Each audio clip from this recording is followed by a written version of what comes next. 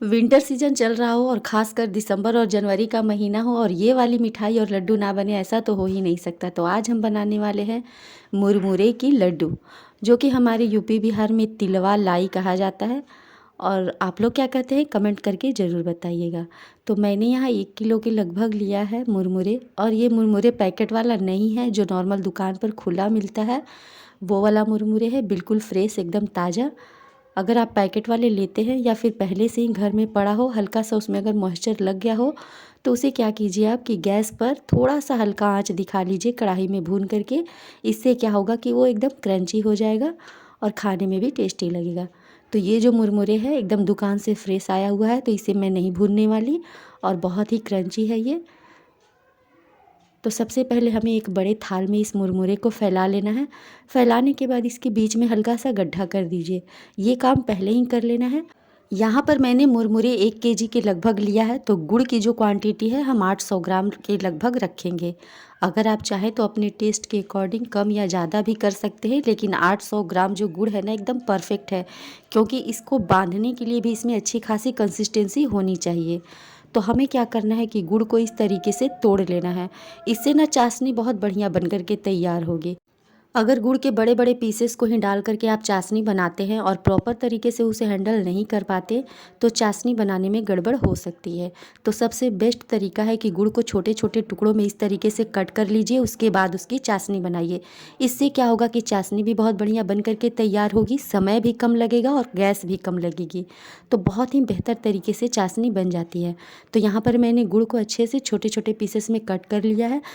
अब ये जो मुरमुरे है 1 केजी के लगभग है, तो ये क्वांटिटी में ज़्यादा हो जा रहा है, तो इसे हम क्या करेंगे कि एक बड़े से परात में निकाल लेंगे और इसे हम 2 बार में लड्डू बना करके तैयार करेंगे। तो आधा केजी के लगभग मुरमुरे मैंने परात में निकाल लिया है, और यहाँ पर आधा केजी के हिसाब से मैंने यहाँ पर 400 ग्राम गुड़ लिया है, जो कि एकदम परफेक्ट मेज़रमेंट है इस लड्डू को बनाने के लिए। अब कढ़ाई को अच्छे से गर्म करेंगे और उसमें डाल देंगे 3 से 4 चम्मच के लगभग पानी, या फिर छोटे वाले ग्लास से आधा का भी आधा यहाँ पर हमें पानी डालना है। और उसके बाद इसमें हम कट किया हुआ जो गुड़ है, गुड़ के टुकड़े इसमें हम डाल देंगे। अब इसे अच्छी तरह से हमें मेल्ट होने देना है। धीमी आंच पर भी अगर आप इसे रखते हैं तो अच्छी तरह से ये तुरंत मेल्ट हो जाता है, और इसमें अच्छी खासी हम उबाल आने देंगे। 3 से 4 मिनट के बाद ना आप देखेंगे कि ये जो गुड़ है ना एकदम झाग बनाने लगेगा।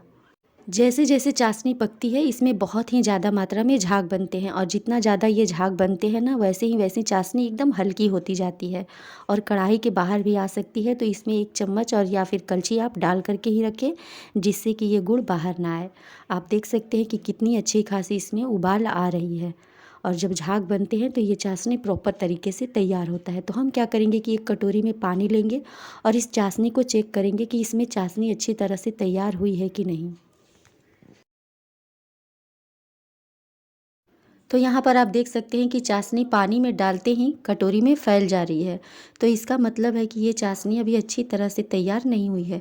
तो थोड़ा सा 2 से 3 मिनट के लगभग इसे हम और पकाएंगे, तो ये पाक जो है ना चाशनी जो है बन कर के तैयार हो जाएगी।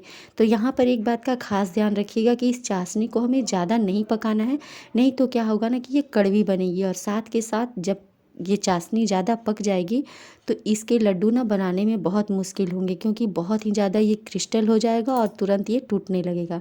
तो हमें ऐसी चाशनी चाहिए कि एकदम कड़क ना हो जाए तुरंत से, और ना ही एकदम सॉफ्ट रहे। वैसे तो जब भी आप ये चाशनी बनाएंगे तो खुद ब खुद आपको पता चल जाएगा कि चाशनी एकदम परफेक्ट तैयार हो चुकी है, लेकिन फिर भी अगर आपको समझ ना आए तो यहाँ पर इसे पहचानने के 2 तरीके हैं। पहली बात तो ये कि चाशनी जितनी अच्छी तरह से बन जाएगी ना वो उतनी ही हल्की हो जाएगी। अब यहाँ पर ध्यान देना है कि इसे ज़्यादा नहीं पकाना है, नहीं तो चाशनी कड़वी हो जाएगी। और दूसरा कि जैसे ही आप ये चाशनी का ड्रॉप पानी के अंदर डालते हैं तो वो बूंद की तरह एकदम जा कर के बैठ जाती है। तो एकदम परफेक्ट चाशनी ये बन कर के तैयार है। तो चलिए अब इसे हम मुरमुरे में डाल देते हैं। और ये जो चाशनी है ना एकदम क्रिस्टल की तरह नहीं बनना चाहिए, नहीं तो बहुत ही जल्दी ये ठंडी हो जाएगी, फिर आप इसकी लड्डू अच्छी तरह से बना नहीं पाएंगे। तो चाशनी जो है पानी में डालने के बाद ना क्रिस्टल की तरह जमना नहीं चाहिए। जब आप उसे हाथों में उठाते हैं तो वो हल्का सॉफ्ट ही होना चाहिए। तो एकदम परफेक्ट चाशनी रहती है वो मुरमुरे की लड्डू के लिए। अब ये जो काम है ना, थोड़ा फास्ट प्रोसेसिंग वाला काम होता है। जब चाशनी बन जाए तो उसे आप क्या कीजिए कि मुरमुरे के ऊपर डाल दीजिए और इसे हाथों से बिल्कुल मत टच कीजिए, नहीं तो हाथ यहाँ पर आपके जल सकते हैं। तो एक चम्मच का हेल्प लेना है और अच्छी तरह से चाशनी में मुरमुरे को मिक्स करना है। जितना जल्दी आप कर सकते हैं इस काम को करें तो लड्डू जो है ना बढ़िया बन करके तैयार होंगे। अब इसे अच्छी तरह से मिक्स करेंगे और थोड़ा सा इसे हम ठंडा होने देते हैं। आप यहाँ देख सकते हैं कि ये जो मुरमुरे हैं गुड़ की चाशनी में अच्छी तरह से मिक्स हो चुका है। तो अब इसे हम हाथों से छुएंगे, लेकिन यहाँ पर ध्यान रखिएगा कि हाथों पर हल्का सा पानी ज़रूर लगा ले। ठंडे पानी से हाथ को अच्छे से पोंछ ले।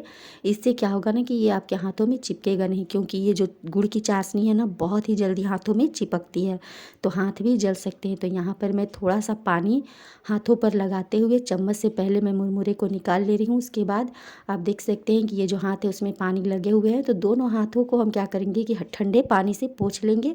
उसके बाद थोड़े थोड़े हल्के हाथों से हम इसे मिक्स करेंगे।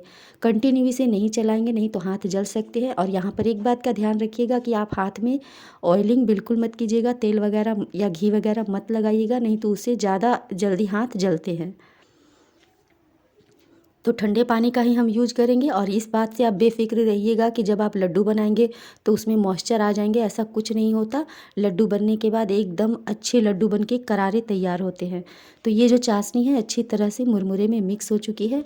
तो अब हमें लड्डू बनाना है। तो लड्डू बनाने के लिए थोड़ा थोड़ा हाथों पर हम पानी लगाएंगे और इस तरीके से छोटा छोटा पोर्शन उठाते जाएंगे और लड्डू की तरह हम इसे बांधते जाएंगे।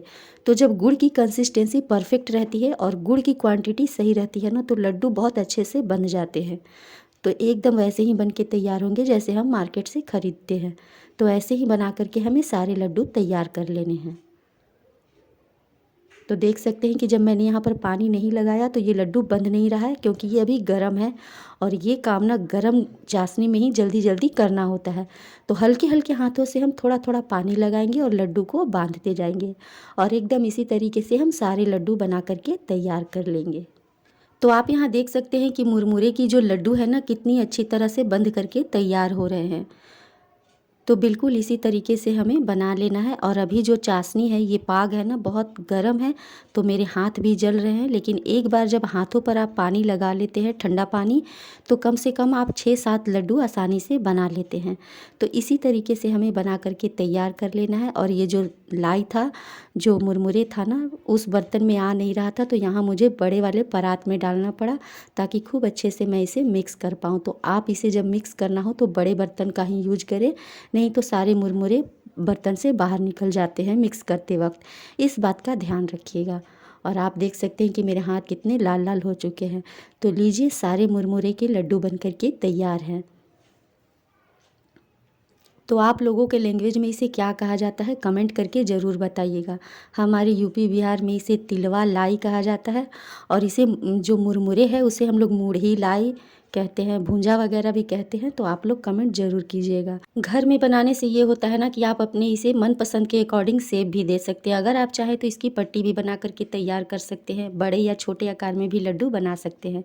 और आप ये देखिए कितना अच्छा ये शाइन कर रहा है। तो जो हम लोग मार्केट से ख़रीदते हैं मुरमुरे की लड्डू, उसमें बहुत ही गुड़ का पाक डला हुआ होता है, जो खाने में उतना टेस्टी नहीं लगता। लेकिन जब आप इसे घर में बनाते हैं तो अपने टेस्ट के अकॉर्डिंग इसमें सारी चीज़ों को ऐड करते हैं, तो बहुत परफेक्ट एकदम बन करके तैयार होता है। और आप ये देखिए कितनी सारी मैंने बना करके तैयार कर ली है। तो बहुत ही अच्छी रेसिपी है, बहुत अच्छी तरह से बन जाती है। और जितनी मेरी समझ थी, जिस अनुसार मैं आप लोगों को बता सकती थी, मैंने आप लोगों के साथ शेयर करने की कोशिश की है। तो अगर आप लोगों को समझ में आती है थोड़ी बहुत भी या अच्छी लगती है रेसिपी वीडियो, तो एक लाइक ज़रूर कीजिएगा। अगर आप इस लड्डू को बनाते हैं तो इसके ऊपर से हल्का भुना हुआ तिल भी ऐड कर सकते हैं, बहुत ही टेस्टी लगता है। लेकिन फ़िलहाल मेरे पास तिल वगैरह नहीं था तो मैंने इसमें नहीं डाला। और ये लड्डू आप देख सकते हैं कितना हार्ड हो चुका है, बिल्कुल मार्केट की तरह।